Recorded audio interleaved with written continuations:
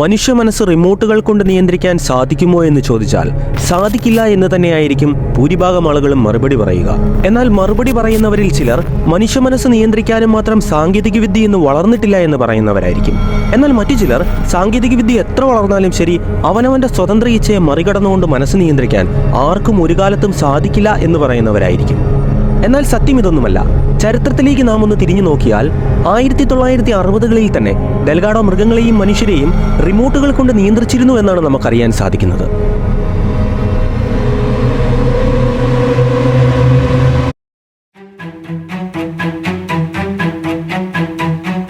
തന്റെ റിമോട്ടിന്റെ button അമർത്തിക്കൊണ്ട് Delgado മൃഗങ്ങളുടെയും മനുഷ്യരുടെയും ചിന്തകൾ, വികാരങ്ങൾ, ആഗ്രഹങ്ങൾ, ചലനങ്ങൾ എന്നിവ നിയന്ത്രിക്കുകയായിരുന്നു.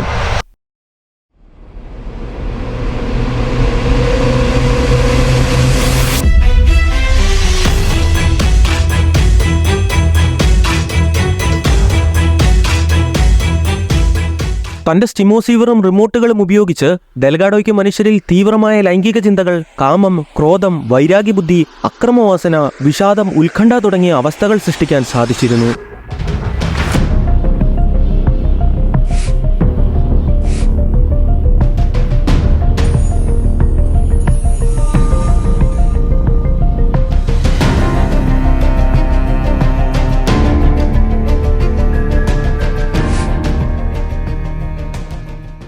ഇതിനെല്ലാം അപ്പുറം ഡോക്ടർ ഹൊസെ ഡെൽഗാഡോ തന്റെ രോഗികൾക്ക് തങ്ങളുടെ വികാരങ്ങൾ സ്വയം റിമോട്ടിന്റെ ബട്ടൺ അമർത്തിക്കൊണ്ട് നിയന്ത്രിക്കാനുള്ള അവസരവും നൽകിയിരുന്നു.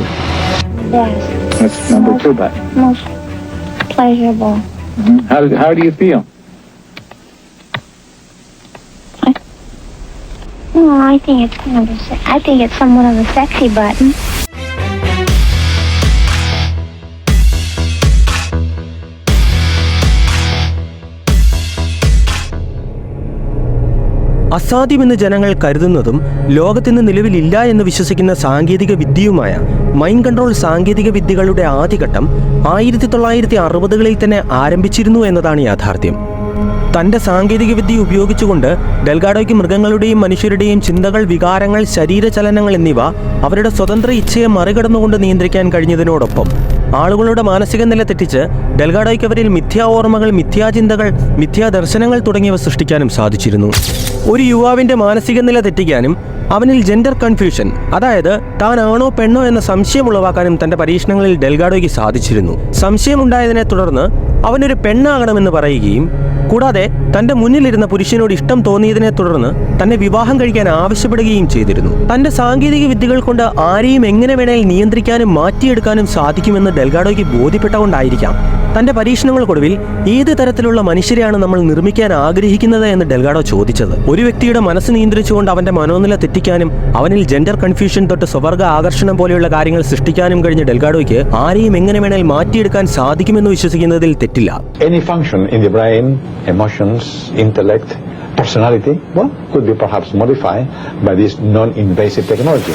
വികാരവും ബുദ്ധിയും വ്യക്തിത്വവും ഉൾപ്പെടെ തലച്ചോറിലെ ഏതൊരു പ്രവർത്തനത്തെയും മാറ്റിമറിക്കാൻ കഴിയുന്ന 1960കളിലെ ഈ സാങ്കേതിക വിദ്യ ഇന്ന് 2024 എവിടെയാണ് എത്തി നിൽക്കുന്നത്? We have the technology to hack human beings on a massive scale. Most important thing to know about living in the 21st century is that humans are now hackable animals. Humans are now hackable animals. You know, the whole idea that humans have, this, they have this soul or spirit and they have free will, that's over. Free will, that's over. That's over. Harari പറഞ്ഞ പ്രകാരം സ്വതന്ത്ര ഇച്ഛ ഇല്ലാതാകാൻ പോവുകയാണോ? ഭാവിയിൽ നമ്മുടെ സ്വതന്ത്ര ഇച്ഛ നമുക്ക് നഷ്ടമായേക്കുമോ? 1960കളിൽ നടന്ന ഡെൽഗാഡോയുടെ ഈ പരീക്ഷണങ്ങൾ നാം ഓരോരുത്തരെയും എങ്ങനെയാണ് ബാധിക്കാൻ പോകുന്നത്? ഡെൽഗാഡോയുടെ പരീക്ഷണങ്ങളിൽ എന്തൊക്കെയാണ് സംഭവിച്ചത്? റിമോട്ടുകളുടെ സഹായത്തോടെ മനസ്സിനെ നിയന്ത്രിക്കാൻ സാധിക്കുന്നത് എങ്ങനെ? ഈ ചോദ്യങ്ങളുടെ ഉത്തരങ്ങൾ അറിയാനും ഡോക്യുമെന്ററി മുഴുവനായി കാണാനും ചാനൽ സബ്സ്ക്രൈബ് ചെയ്യുക. You can hack my body, my brain, my life. You can reach a point when you know me better than I know myself. We have the technology to hack human beings on a massive scale.